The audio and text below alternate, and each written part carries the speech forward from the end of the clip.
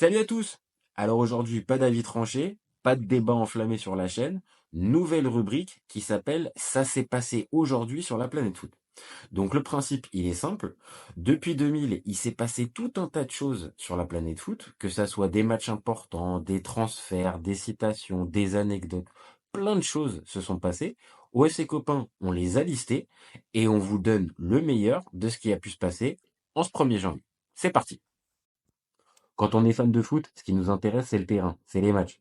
Donc le 1er janvier, il y a eu des matchs, et ben contrairement à ce qu'on pourrait penser, ouais, bon, heureusement, la première ligue, elle nous aide bien pendant cette période-là, mais depuis quelques temps, il y a aussi d'autres championnats qui se sont mis un... On commence les matchs importants qui sont passés le 1er janvier par un Reading West Ham. Alors sur le papier, pas un gros match, Reading est 8e et West Ham est 18e. Sur le terrain, on n'a pas non plus des foudres de guerre. Du côté de West Ham, on se rappellera d'un Yossi Benayoun, d'un Bobby Zamora, d'un Lee Bowyer ou d'un Anton Ferdinand, le frère du fameux Rio Ferdinand. Et de l'autre côté, on retrouvera du côté de Reading des joueurs un peu plus besogneux, des Kevin Doyle, des Stephen Hunt ou des Ibrahima Sonko, autant dire des joueurs qui n'ont pas forcément marqué l'histoire de la première ligue. Mais le match, il va être intéressant parce que ça va être vraiment le match où West Ham va complètement couler et on le saura après par la suite. West Ham aura vraiment démissionné à partir de ce match-là. Le match en lui-même, bah, ça commence par une ouverture du score de Gunnarsson à la 12e minute. Derrière, Stephen Hunt, il en rajoute un à la 14e. Ensuite, c'est Anton Ferdinand qui marque un but contre son camp à la 30e minute. 36e minute de jeu, Kevin Doyle en rajoute un quatrième. Il y a 4-0 à la mi-temps. Deuxième mi-temps qui reprend, Leroy Lita en rajoute un cinquième. Et ça se termine à la 78e par un sixième signé Kevin Doyle.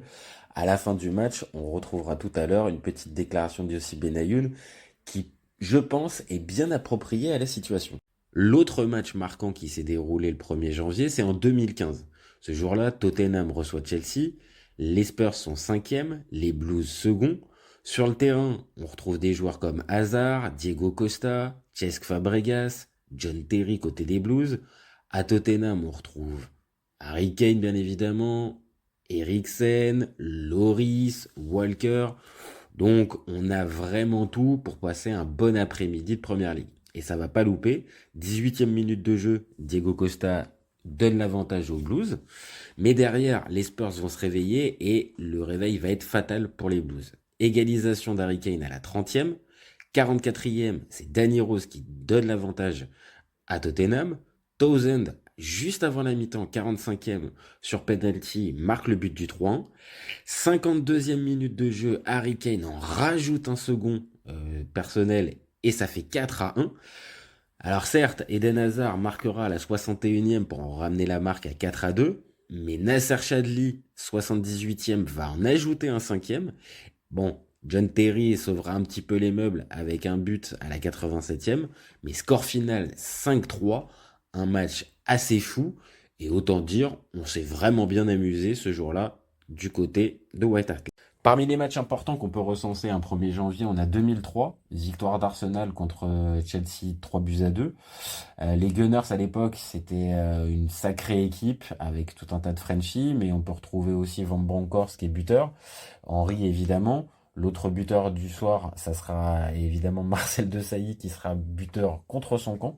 De l'autre côté, pour les Blues, c'est Stanic et Petit qui viendront à marquer.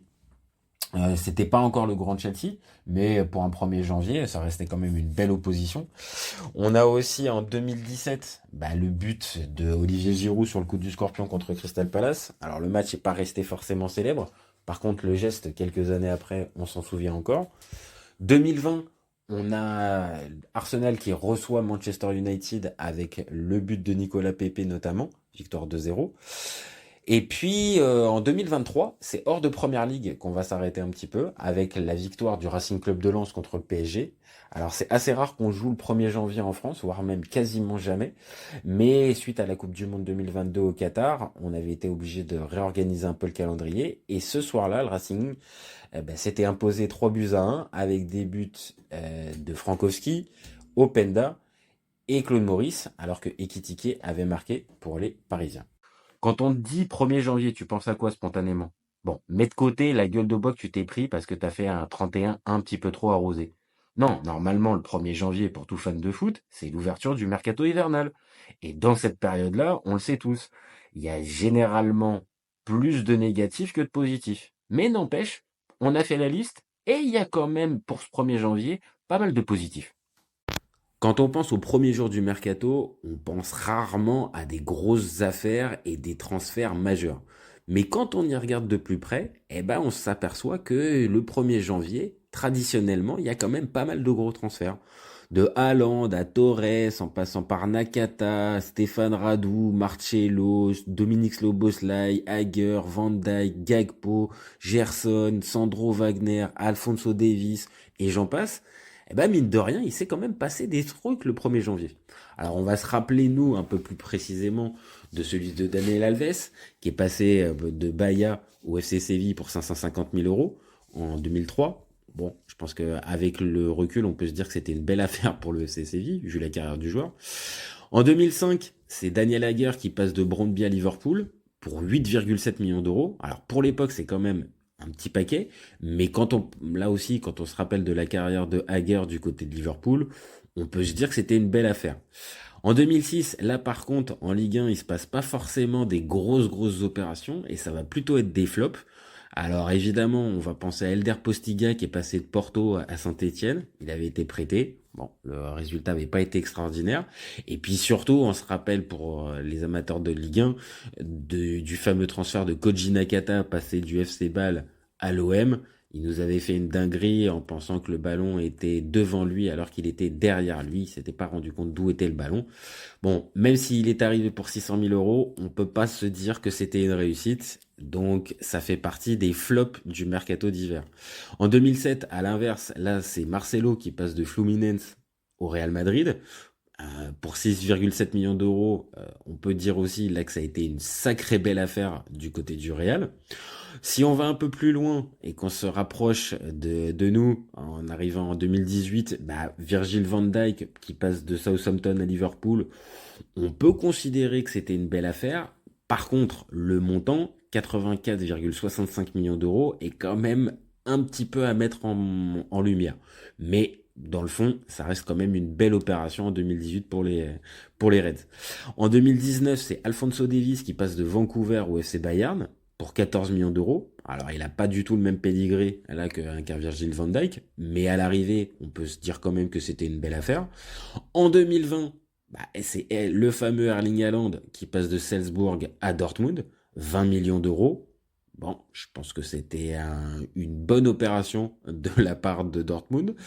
Et puis on termine avec le 1er janvier 2022. Là, c'est Ferran Torres qui passe du Valencia FC au FC Barcelone.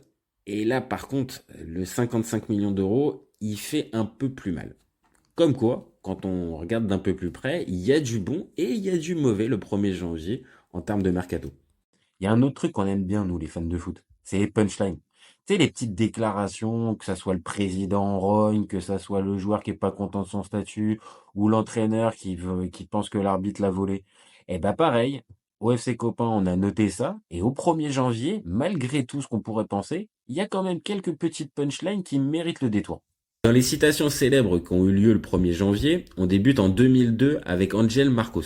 Alors pour ceux qui n'ont pas la ref, Angel Marcos c'est un technicien argentin qui était passé par le FC Lorient et qui venait d'arriver du côté du FC Nantes qui était en crise à ce moment-là.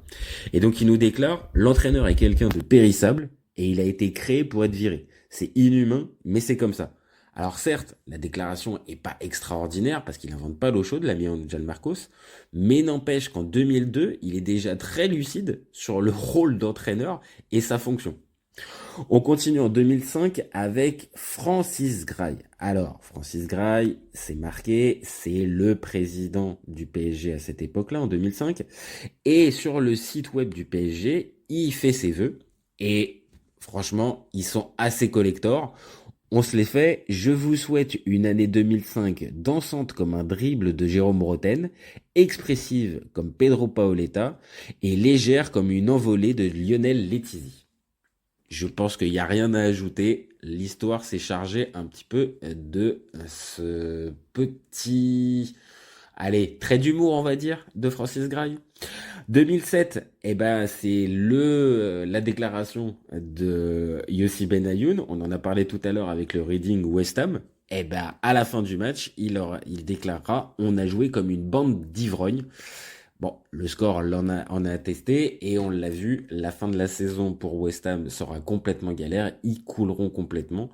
Et j'invite ceux qui ont un petit peu envie d'approfondir le sujet. Il y a un excellent article de SoFoot de 2007 qui retrace justement cette saison de West Ham complètement pourrie. Et franchement, c'est plus que collector. On termine avec 2017 ou Lyonnaise. Alors Ouli, lui, il blague pas. Pour lui, les gens qui ne dialoguent pas ne mènent pas de guerre. Alors bon, ok, hein, c'est peut-être son côté un petit peu bavarois, impétueux. Seul souci, Ouli, entre-temps, il est passé par la case prison. Parce que c'est un détail, l'histoire s'en chargera là aussi. Enfin, on termine véritablement les punchlines en 2018 avec celle de Paul Scholes qui nous dit « Je me demande si Pogba s'entraîne correctement, il ne ressemble pas à un joueur qui vous fait gagner un match. » Je pense que là aussi, la carrière de Paul Pogba a pu, à un moment donné, lui donner raison, mais de l'autre, je pense que l'ami Paul Scholes était pas forcément dans le faux. Pour clôturer cette rubrique, on est obligé de terminer par quelques petites brèves. Alors, il y a quelques années, c'était les 4-5 petites lignes que tu pouvais lire en bas de ton journal. Maintenant, c'est sur ton site internet ou sur ton téléphone directement. Mais en fait, ces petites brèves, c'est aussi les petites infos importantes qui peuvent donner un petit peu de sel à l'actu football. Donc pareil, depuis 2000, on a noté les petites brèves qui sont importantes. 1er janvier, il n'y a pas une actu de dingue, mais pareil, on retrouve quelques petites perles pour le 1er janvier. On débute ces brèves avec 2008. Le FC Nantes Atlantique devient officiellement le FC Nantes. Pas un énorme changement, mais quand même, un changement de nom, c'est toujours un moment important pour les supporters.